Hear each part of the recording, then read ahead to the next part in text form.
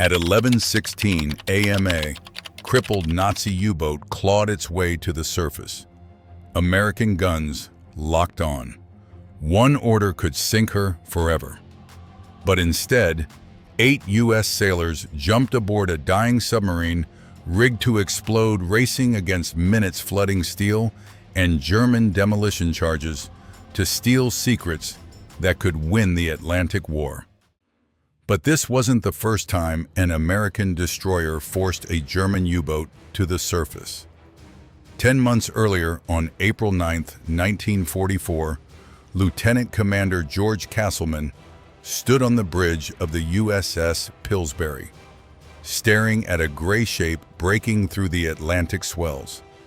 700 yards off his starboard bow, U-515 clawed its way up from the depths, crippled, smoking, beaten by hours of relentless depth charges. Her commander, Werner Henke, was no ordinary officer. He was one of Germany's deadliest submarine aces. 25 Allied ships sunk. More than 600 civilians drowned when he torpedoed the British liner Ceramic. His name carried fear across the Atlantic convoy routes. Now his boat was finished. German sailors scrambled onto the deck. Some tried to man their guns. Others leapt into the sea. Castleman didn't hesitate. Open fire. Machine guns raked the conning tower. Rockets streaked in from circling aircraft. Within minutes, U-515's bow lifted toward the sky. Then she slid backward into the ocean and vanished. 44 survivors were pulled from the water, Henke among them. By every measure, it was a victory. But aboard the escort carrier, USS Guadalcanal, Captain Daniel Gallery saw something else. He had watched that submarine float alive for nearly 10 full minutes. 10 minutes. Long enough to do something the UN Navy hadn't done since 1815. Capture her. 10 minutes. That was how long U-515 floated before slipping beneath the Atlantic. 10 minutes of missed history. Captain Daniel Gallery couldn't shake it. The Navy had done exactly what it was trained to do: find, fix, destroy. But what if destruction wasn't the ultimate victory? What if the real prize was floating right there on the surface and they let it sink? A captured U-boat meant Enigma cipher machines, code books, patrol routes, acoustic torpedoes, secrets that could tear open the German submarine war from the inside. The problem: no American sailor had boarded and seized an enemy warship at sea since the War of 1812. There were no manuals, no drills, no doctrine. Gallery decided that would change. Back in Norfolk, he gathered his destroyer captains. The order was quiet, radical, dangerous. Next time a U-boat surfaced, they would try to take her alive. On the USS Pillsbury, Castleman selected 8 men. The leader would be Lieutenant Junior Grade Albert David, 41 years old, a former enlisted sailor who had clawed his way up through 25 years in uniform. He wasn't a commando, he was an engineer. Pipes, valves, pressure systems. He understood how ships breathed and how they drowned. He would need that knowledge, because German U-boat crews were trained to scuttle within minutes. Sea valves thrown open, demolition charges armed, code books destroyed. The boat would sink itself before surrendering. David's team would be boarding a submarine that was flooding, rigged to explode, and possibly still armed. They trained relentlessly. Every day at sea, they practiced leaping from a whaleboat onto a moving deck, climbing slick railings, fighting through hatches in darkness. They studied grainy intelligence photos of the German Type 9 submarine memorizing compartment layouts like surgeons preparing for a blind operation. They calculated the math: 3 to 5 minutes. That was the window before catastrophic flooding. In that time, they would have to locate demolition charges, rip out detonators, close C-valves, stop the bleeding of steel, and seawater inside a foreign submarine listing dark and dying. Their tools: flashlights, wrenches, sidearms, nothing more.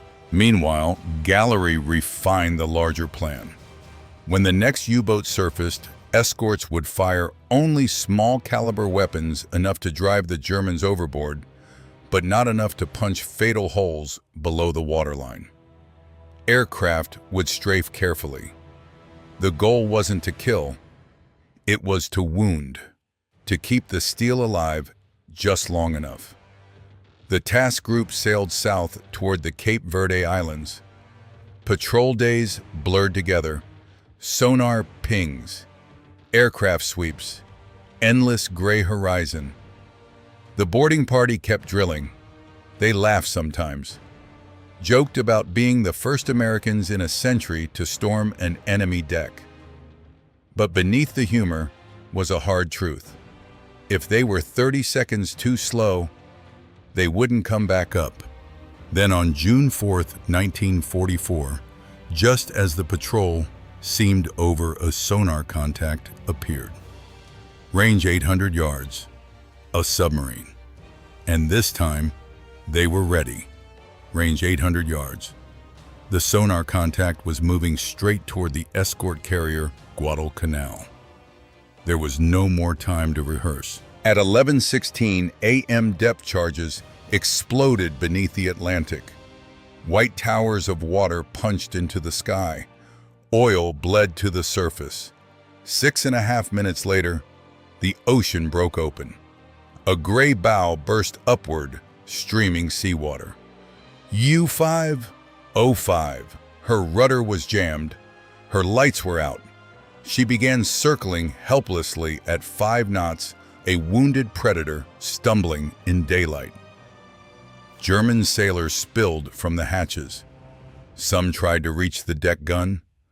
American escorts opened fire. Machine gun rounds sparked off steel. A sailor fell. The rest raised their hands and leapt into the sea. On the bridge of Pillsbury, Castleman didn't blink. Lower the boat. Albert David and his 8 men were already moving. The whaleboat dropped hard into the water. They cut inside the submarine's circling arc, chasing it like cowboys closing on a wild horse. Oil slicked the swells. German survivors shouted for rescue. David never looked at them. His world was the steel hull looming ahead. The whaleboat slammed alongside. The submarine rolled beneath them, still moving, still turning.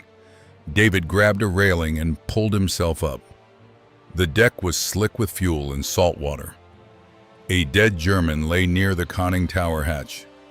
The Atlantic hissed around them. No hesitation. David dropped through the hatch. Darkness swallowed him. Inside, the control room glowed in red emergency light. The deck was tilted. Water sprayed from ruptured pipes. Somewhere below, seawater roared into open valves. The Germans had done their job. The boat was dying. 3 to 5 minutes. That was the math. David split his men. One sailor found the sea strainer valve, its cover ripped away. He spun it back into place with shaking hands. The flooding slowed. Others searched for demolition charges. They found them.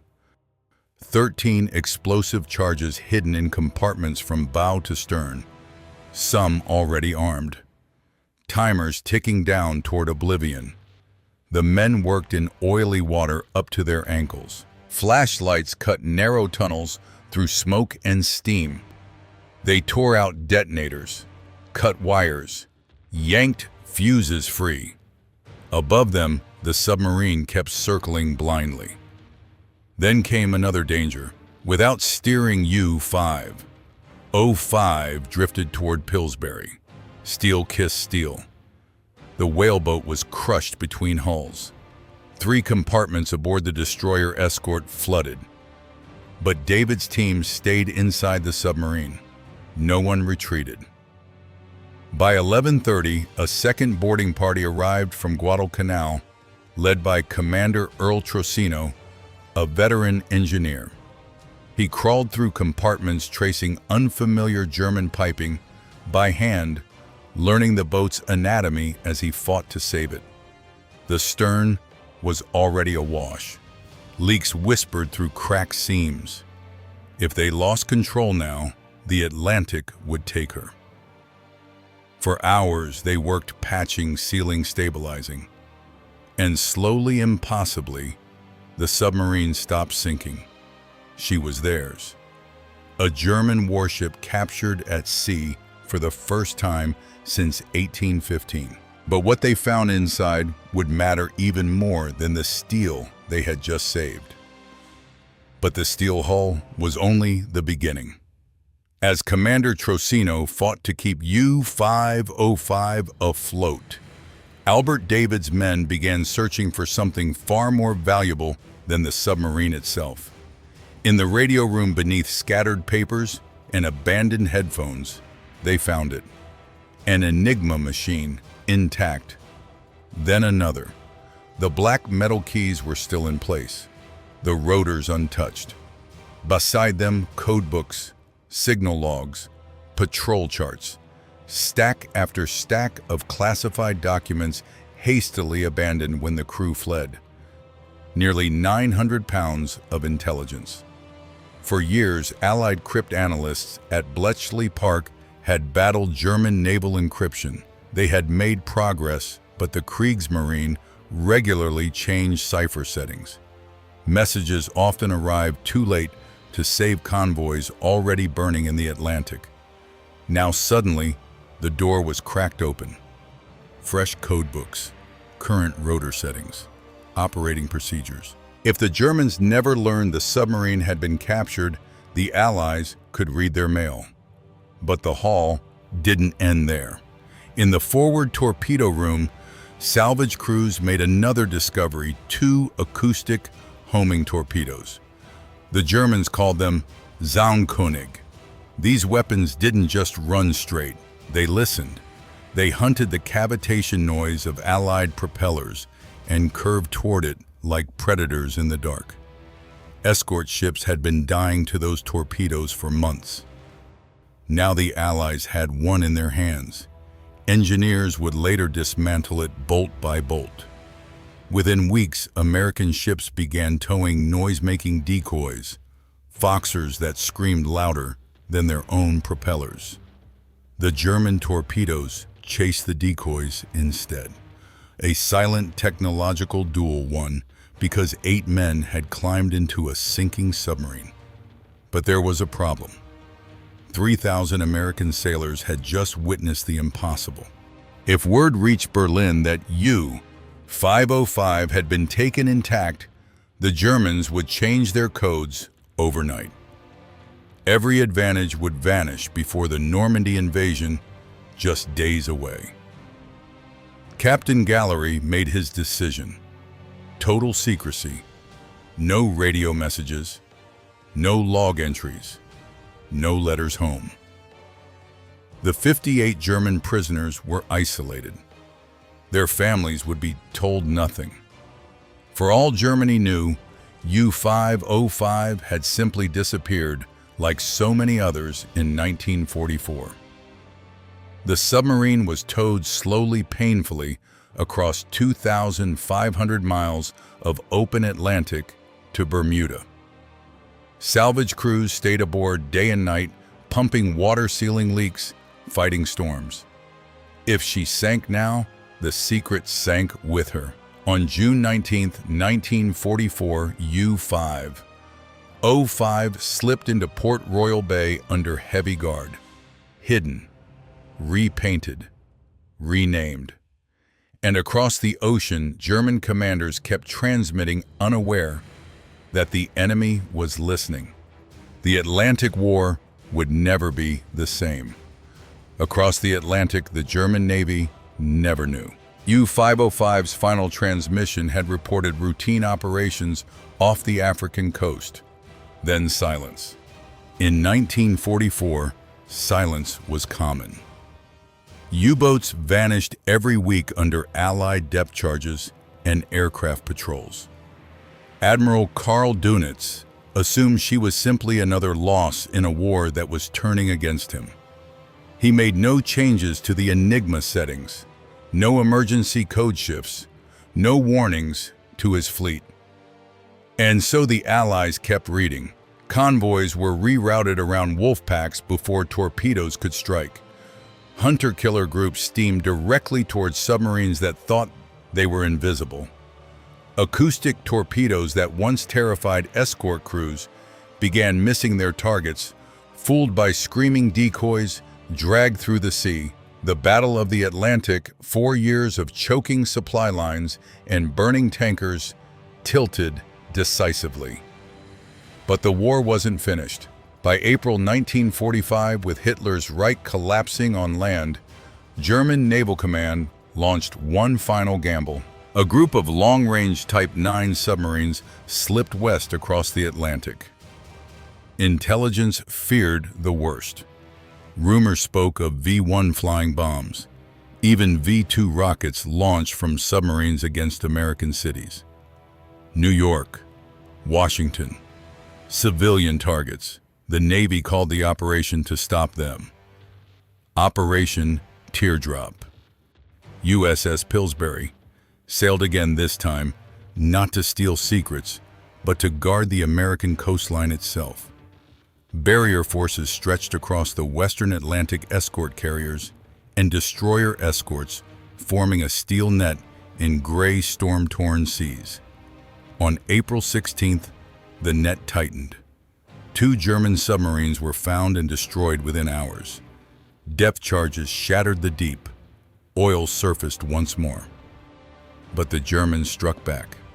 On April 24th, USS Frederick C. Davis made sonar contact. Minutes later, an acoustic torpedo slammed into her port side. The explosion tore the ship in half. 115 American sailors died in icy water. It was the last U.S. warship sunk in the Atlantic. The submarine responsible, U-546, dove deep, trying to escape into darkness. Pillsbury raced toward the datum point at flank speed. What followed was a 10-hour hunt.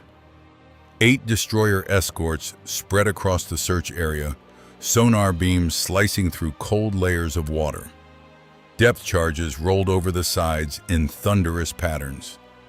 Hedgehog mortars fired spiked salvos ahead of the ships. U-546 ran silent at 600 feet. Batteries draining. Air turning foul. Her crew listening to explosions hammer the hull. By nightfall, she had nowhere left to hide. At 7:43 p.m., after another Hedgehog attack, the submarine blew ballast and erupted to the surface. American guns opened instantly. 2 desperate torpedoes were fired in defiance. Both missed. Machine gun fire swept the deck. The German crew abandoned ship. 33 survivors were pulled from the water. The barrier had held. Under interrogation, the German captain confirmed the truth. There were no secret rocket weapons. No V-bombs aimed at American cities. The final Atlantic crossing had been a desperate conventional strike by a dying navy. Within 2 weeks, Germany surrendered. The Atlantic War was over. In 13 months of combat, USS Pillsbury had forced 1 U-boat to the surface, helped capture another, and hunted down the last submarine to sink an American warship in the Atlantic. No other American ship could claim that record. Steel depth charges and relentless pursuit had mattered. But so had something else. The decision not just to destroy, but to take a risk no one had taken in 129 years. The war was over, but some victories could not be celebrated, at least not right away. For nearly a year, 3,000 American sailors carried a secret heavier than any depth charge. They wrote letters home that said nothing. They kept diaries that skipped a chapter. They understood what was at stake. If Germany had learned that U-505 was captured intact, if even a whisper had reached Berlin before D-Day, the codes would have changed. Convoys would have burned again. Soldiers landing in Normandy might have sailed blind into ambush. So they stayed silent. When the truth finally surfaced, the Navy moved carefully. Task Group 22.3 received the Presidential Unit Citation for extraordinary heroism. The words were formal, restrained. They could not fully describe what had happened inside that flooding submarine. Lieutenant Albert David received the Medal of Honor. His citation spoke of conspicuous gallantry, of plunging through the conning tower hatch, knowing the vessel might explode or sink beneath him at any moment. It was the only Medal of Honor awarded to a Navy sailor in the entire Atlantic theater of World War II. But David never lived to wear it. On September 17, 1945, 3 weeks before the ceremony, he died of a heart attack. He was 43 years old. President Harry Truman placed the medal in the hands of his widow instead. The quiet engineer who understood pipes and valves, the man who calculated 3 to 5 minutes, never saw the headlines. Captain Daniel Gallery received the Legion of Merit. Admirals praised his boldness, but behind closed doors, there was caution. He had gambled with enormous stakes. If the operation had failed, or worse, been exposed too early, the consequences might have altered the invasion of Europe itself. Courage had walked a razor's edge. After the war, U-505 was no longer a secret. Repainted and restored, she toured American ports during a war bond drive. Civilians who bought bonds could step inside the steel compartments where American sailors had raced against time. They touched the hatches. They saw the valves. They stood where demolition charges had once ticked. Millions came. Eventually, the Navy planned to sink her, just another captured relic sent to the bottom as target practice. But Gallery refused to let that happen. The submarine his men had risked their lives to save deserved more than a watery grave. In 1954, after an extraordinary effort, U-505 was towed inland, down the Mississippi, across canals and streets until she reached Chicago. Thousands lined the roads to watch a German U-boat roll past American storefronts. Today, she rests inside the Museum of Science and Industry. Visitors walk through her narrow corridors. They see the control room where red emergency lights once flickered over rising water. They stand beside the Enigma machines that helped turn the tide of the Atlantic War. Over 30 million people have stepped aboard. USS Pillsbury, however, was scrapped in 1966. No grand memorial, no preserved hull, only photographs, records, and the memory of what her crew dared to do. Because in the end, the story isn't about a captured submarine. It's about 8 men who climbed onto a dying enemy vessel, knowing they might not come back, and about thousands more who kept quiet so others could live. Some ships sink, some rust away, but courage like that, it echoes. History rarely repeats itself, and sometimes it never even tries. The capture of U-505 was not just a daring operation. It was an anomaly, a lightning strike in the long storm of naval warfare.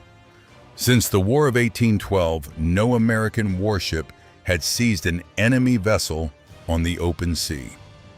And since June 4th, 1944, it has never happened again. Think about that. In the age of missiles, satellites, nuclear submarines, no boarding party has ever again leapt from a rolling boat onto a circling enemy warship under live fire to steal its secrets. What Albert David and his men did belongs to another era when victory depended not only on steel and firepower, but on hands gripping railings slick with oil, on flashlights cutting through flooding darkness, on human beings making impossible decisions in seconds. And yet, the ripple effects of that day reach far beyond the Atlantic. Because while headlines celebrated D-Day and the fall of Berlin, something quieter was happening beneath the waves.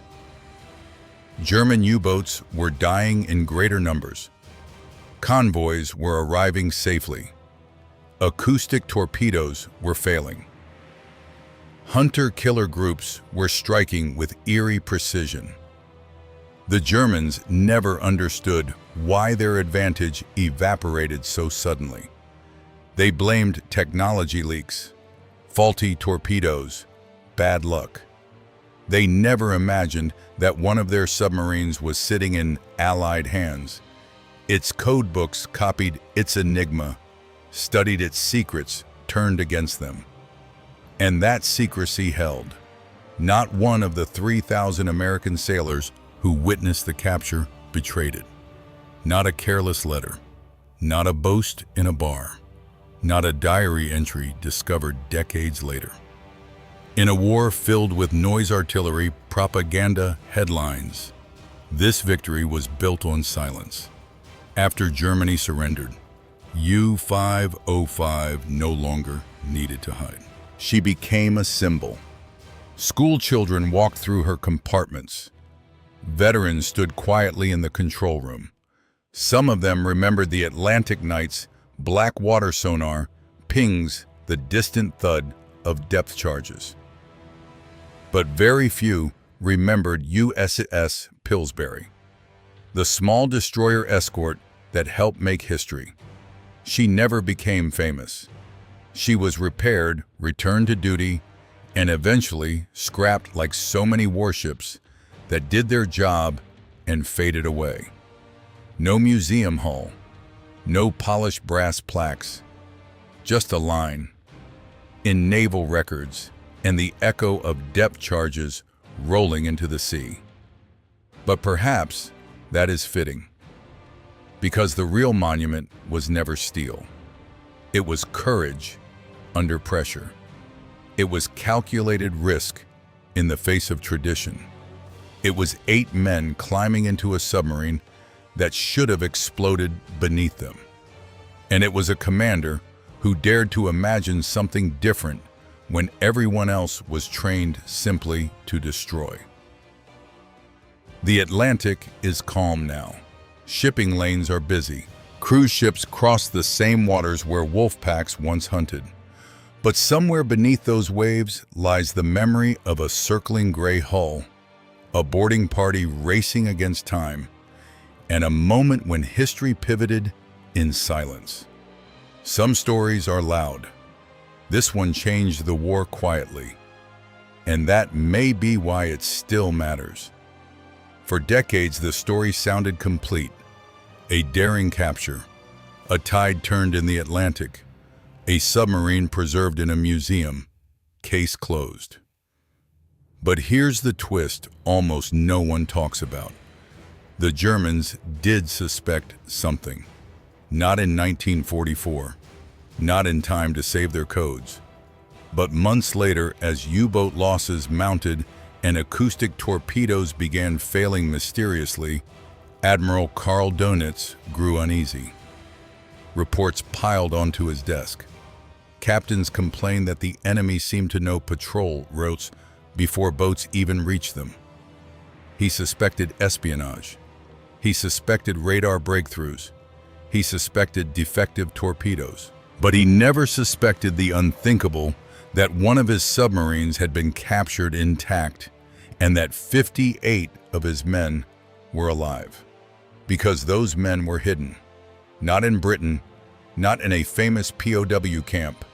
They were shipped secretly to Louisiana.